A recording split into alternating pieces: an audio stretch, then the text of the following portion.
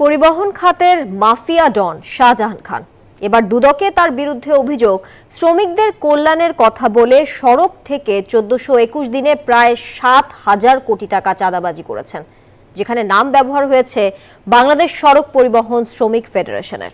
নৌ পরিবহন মন্ত্রী থাকায় নিজের ক্ষমতার অপব্যবহার করে দীর্ঘদিন এই অপকর্ম চালিয়েছেন শ্রমিক ফেডারেশনের সভাপতি শাহজাহান খান, আর তাকে সহায়তা করেছেন এই একই সংগঠনের সাধারণ সম্পাদক ওসমান আলী সহ কমিটির অন্যরা।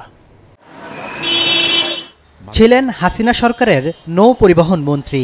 সেই মন্ত্রণালয়ের কাজে আলোচিত না হলেও শ্রমিক পরিবহন নেতা হিসাবে সবসময় আলোচনা ছিলেন শাহজাহান খান, যেখানে তার পরিচিতি খান সাহেব হিসাবে। শ্রমিকদের রক্ত দিয়ে সিঁড়ি তৈরি করবেন ক্ষমতায় যাওয়ার, সেই সুযোগ এই পরিবহন সেক্টর দিতে পারে না। দুদকে আসা অভিযোগে বলা হয়েছে, শ্রমিক আইনের ব্যত্যয় ঘটিয়ে ২০২০ সালের সেপ্টেম্বরে একটি নির্দেশনা জারি করে বাংলাদেশ সড়ক পরিবহন শ্রমিক ফেডারেশন। সভাপতি ও সাধারণ সম্পাদকের নেতৃত্বে সেই নির্দেশনায় বলা হয়, শ্রমিক ফেডারেশনের অন্তর্ভুক্ত ২৫০টি বেসিক ইউনিয়নকে দৈনিক পরিবহন প্রতি চাঁদা দিতে হবে ৫০ টাকা। এই টাকার ৪০ টাকা পাবে বেসিক ইউনিয়ন, আর শ্রমিক কল্যাণের নামে ১০ টাকা পাবে বাংলাদেশ সড়ক পরিবহন শ্রমিক ফেডারেশন। ড্রাইভার থেকে নিল, দিন শেষে কিন্তু এটা যাত্রীর পকেট থেকে কাটা যায়।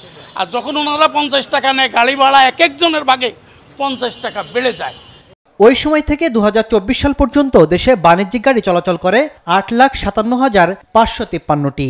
প্রতি গাড়ি থেকে দৈনিক ৫০ টাকা চাঁদা হিসেবে আদায় করা হয় প্রায় ৪,২৯,০০,০০০ টাকা, মাসে প্রায় ১২৮,৬৭,০০,০০০ টাকা। সেই হিসাবে ১৪২১ দিনে চাঁদা আদায় করা হয় প্রায় ৭,০০০ কোটি টাকা।